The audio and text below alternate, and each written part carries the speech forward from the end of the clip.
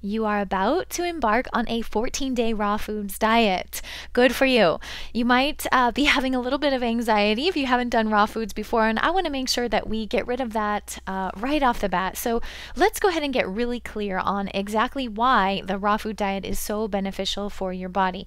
And thank you for taking the time to really understand this. I think it empowers you as you go through the diet to make sure you have a firm grasp of all the benefits raw food has to offer you, because so many people come to the raw foods diet just looking for weight loss, and weight loss is a natural byproduct of eating raw foods, but it's certainly not the only benefit there is to be had. As a matter of fact, it's much more about keeping the weight off than it is just losing the initial weight, but also you're going to have benefits like amazingly beautiful hair and glowing skin, and you're just going to feel great. We have people call us on day 4 or 5 letting us know they feel like they're walking on air. They just have more stamina and strength than they've felt in years.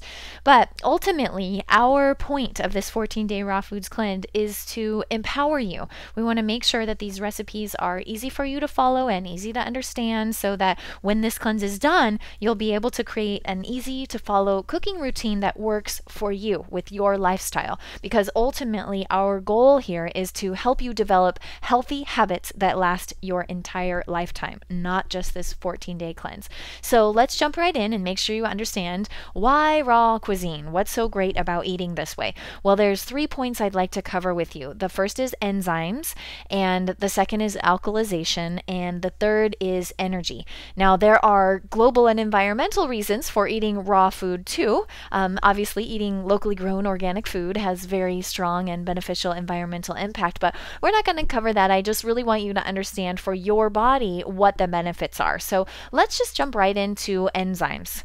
Now, if I give you a whole, juicy, delicious apple, and you set it somewhere where it was out of sight, out of mind, that apple would wither and wilt and eventually get black and moldy and gross looking. And if we just left it there, it would eventually turn back into nothing. Even you and I, we have all the enzymes in our need to turn into nothing. Ashes to ashes, dust to dust, right?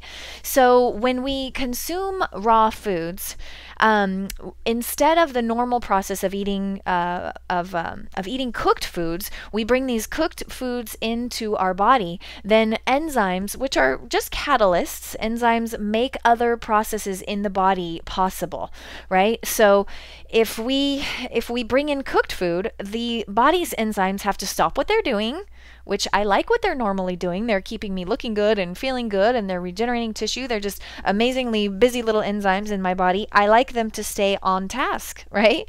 But when I bring food into the body that doesn't have its enzymes intact, they have to be diverted from their normal tasks to the task of digesting this food. Now, when we eat raw food, that has its enzymes completely intact. Why? Why does it have its enzymes intact? Because we didn't cook it. Because anytime we heat food over 118 degrees, the enzymes start to die off. And when we eat food that is processed and cooked and completely devoid of enzymes, that's when our body has to work the hardest. Now, let's talk next about alkalization. Alkalization refers to the pH scale, acid and base, acid being 1, base being 14. We are shooting for a very neutral pH of 7.365 in terms of our blood pH. Now, the blood is the environment of our body, right? All the oxygen, nutrients, minerals, everything's transferred via the blood. So we want to focus specifically on the pH of the blood. Now, if we take a look at what we normally eat in a standard American diet, and that diet is spread like wildfire around the world, so let's don't kid ourselves that if we're not American, we don't have this issue, because we do. But when we look at the scale of what most people are eating, all the processed foods, enriched flours, sugars, alcohol, coffee, meat, cheese, you name it, all that stuff is falling on the very acidic side of the scale. Whereas, whole, rich, alkaline greens, those are falling on the base end of the scale. Now, you might think this is a simple sort of tit for tat, one for one sort of equation. It's not. It takes many more parts base to neutralize an acid. So we would essentially need to eat greens morning and night until we were green in the face, to try and neutralize a normal acidic lifestyle. We just don't consume that much food. So we need to start removing those acids from the body. Now, there's some very amazing literature on this. If you want to take it further, I highly recommend you getting the books of Dr. Robert Young. There's 3 books I could recommend of his off the top of my head, one being Sick and Tired, the other being The pH Miracle for Weight Loss and The pH Miracle for Diabetes. Amazing reads. He goes very deeply into this information, but I'm going to try to walk you through just the basics so you have a firm understanding. But one thing I want to share with you is Dr. Young's belief that there is only one sickness and one disease.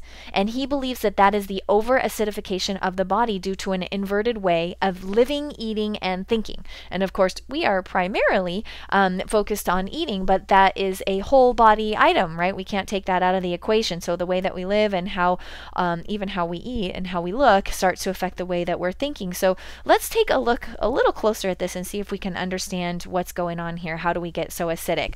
Now, again, the standard American diet is very acidic, very full of processed foods, refined sugars and flours, alcohols, coffees, breads, all the things that we just looked at on that pH scale. And so that has us feeling not so great. Those foods put us on an emotional roller coaster that involves a lot of negative emotions and thought patterns. And then top that off with the fact that our environment is just a little polluted nowadays, unfortunately. Now, when we look at how that acts in the body, or what effect that has on the body at the cellular level, cells will try their best to make it work. We have an amazing body, and right down to every little individual cell, it will just do its best to thrive and thrive. And in attempt to do so, they often alter themselves to the point where they're no longer communicating efficiently with other cells, and they're not removing their waste well. And when their waste is not removed, that again adds more acid into the cycle, to the point where if that acid gets out of control, our body becomes a haven for things like candida, which is yeast, and fungus and bacteria, even molds. And when these organisms thrive in their bodies and they live on the sugars and carbs that we eat, well, everything that eats has to excrete. And when it excretes, that means that our body not only has to deal with everything we're eating and whatever toxicity is normally in our body, we're also dealing with the waste of all these little organisms that start to thrive within our bodies.